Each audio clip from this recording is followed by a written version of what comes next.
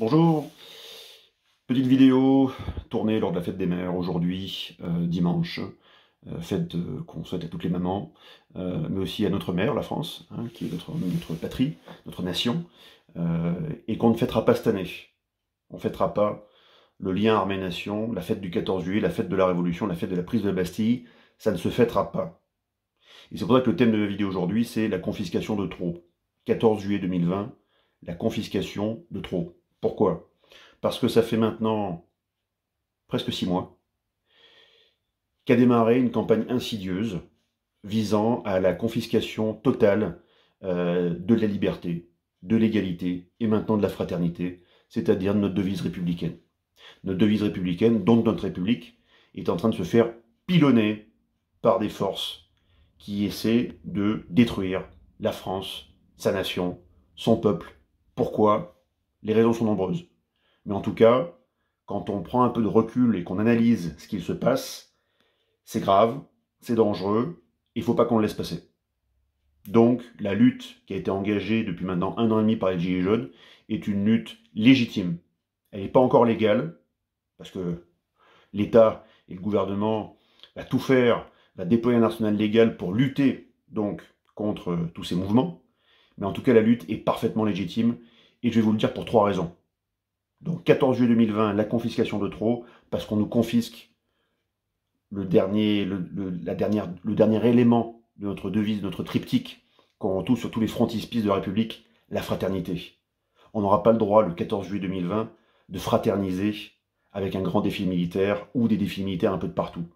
Car c'est ce lien très français, très unique, ce lien entre l'armée et sa nation. Et c'est ça qui fonde le vrai sens de la Révolution française en 1789. Car il n'y a pas eu de révolution possible, alors bien entendu sans les Lumières, sans les bourgeois, sans le peuple qui s'est soulevé, mais aussi sans les armées, qui avaient décidé de se mettre du côté du peuple. Ça, ne l'oublions jamais. Alors pourquoi c'est la confiscation de trop? Parce qu'il y en a eu 2 de plus, avant. Alors, c'est déclenché depuis maintenant 6 mois, une campagne très insidieuse, voire scandaleuse, où on nous a mis sur on a fait éclore un nouveau virus, le SARS, le Covid-19, parmi les dizaines, voire centaines de virus qui existent sur Terre. Hein. Et tous les autres fléaux d'ailleurs, qui tuent beaucoup plus de personnes tous les jours. Hein. Donc on a pris le Covid, et ça a été l'arme absolue, le vecteur absolu, pour en fait arriver à diviser tout le monde. Diviser pour mieux régner. C'est la seule chose que vous devriez retenir de tout ce qui se passe actuellement. Pourquoi? Parce que quand on divise, on règne mieux parce qu'on est plus fort et on veut que des entités, des sociétés se disloquent pour mieux arriver à les contrôler. Pour faire que tous les citoyens soient des esclaves modernes. Et ça, c'est ce qu'on va surtout pas laisser passer. Donc, qu'est-ce qui se passe? Le Covid arrive, avec un matraquage médiatique mondial extraordinaire, et des mesures qui n'ont pas été prises. Parce que, bien entendu, les Asiatiques étaient préparés au Covid depuis ce qui s'est passé en 2003.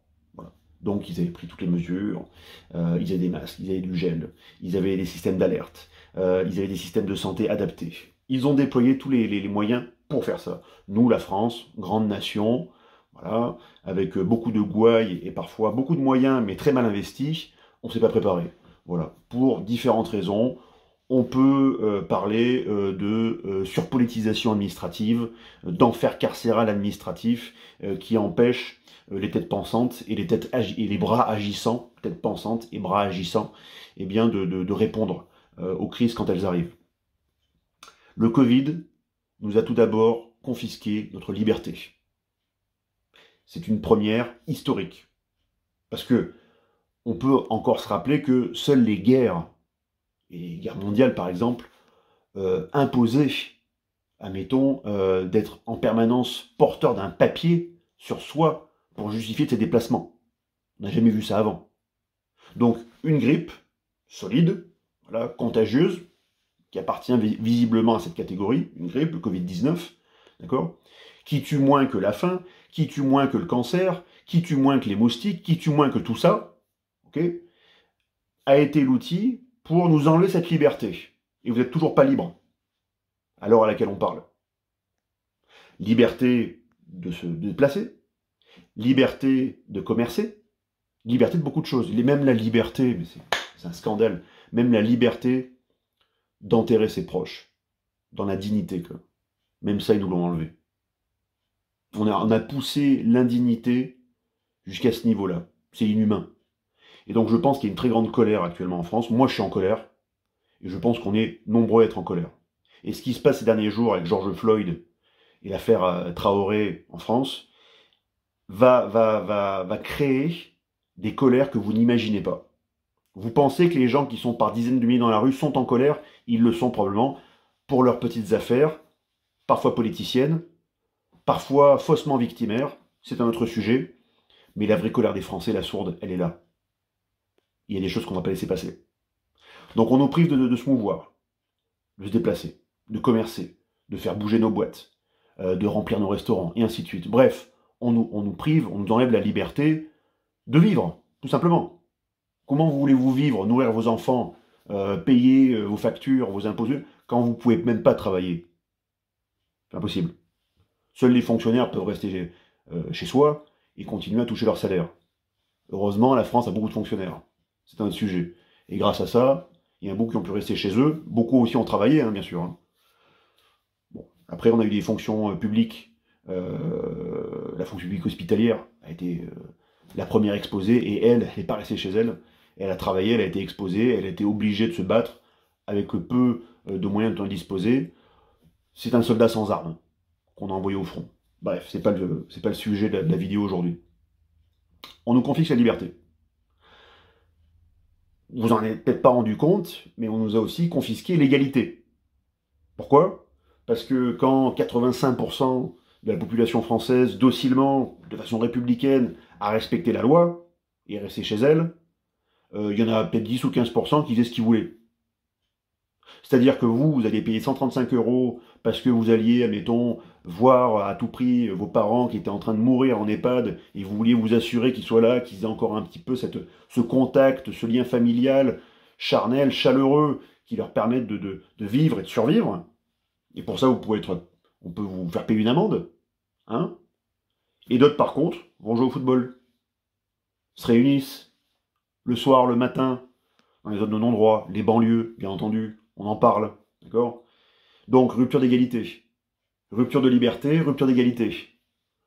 On aurait pu en rester là, et revenir ensuite progressivement à une égalité, même de façade, parce que l'égalité et la liberté sont de façade dans ce pays. Donc on aurait pu revenir à ça, et se dire, bon, la France et son peuple a morflé pendant 3 mois, maintenant il faut un petit peu calmer le jeu, et revenir à des choses un peu plus, on va dire, constructives, pacifiques et mobilisantes. Eh ben non. Choix du gouvernement, qu'est-ce qu'on va faire pour le 14 juillet? Eh bien on va annuler la parade militaire. On fera une parade aérienne. Très bien, pourquoi pas. Et on va inviter 2500 convives sur la Concorde, entre apifiou, quoi, en club VIP. Alors je sais qu'il y a du protocole, il y a peut-être des chefs d'État à recevoir, et ainsi de suite. Mais pourquoi une telle chienlit et de telles décisions qui vont contre le bon sens? On est commandé, dirigé, mené, vous prenez le terme que vous voulez, par des incompétents, l'impéritie, dont parlaient différents hommes politiques, mais des gens qui manquent absolument de bon sens. Parce que les gens avaient besoin de se retrouver autour de quelque chose qui les fédère. Et ça va vous paraître trivial, ce que je vous dis, ça va vous paraître con, mais les gens aimaient se retrouver autour d'une parade militaire. Ils aiment ce lien entre l'armée et sa nation. L'armée aime ce lien, et la nation aime ce lien également. C'est un lien qui est profond, un lien qui est séculaire, et on veut nous le retirer. C'est une grossière erreur. Et donc moi je vous dis, le 14 juillet, sa confiscation, c'est la confiscation de trop. Parce que, en nous privant d'égalité, de liberté, de fraternité, on casse la devise républicaine. Et en la cassant, qu'est-ce qui se passe? La démocratie recule, la République est en danger. La prochaine étape, c'est quoi? C'est la mise en place d'un État autoritaire, qui autoritairement va fixer, admettons, les salaires, qui autoritairement va dire non, vous sortez plus, vous faites ceci.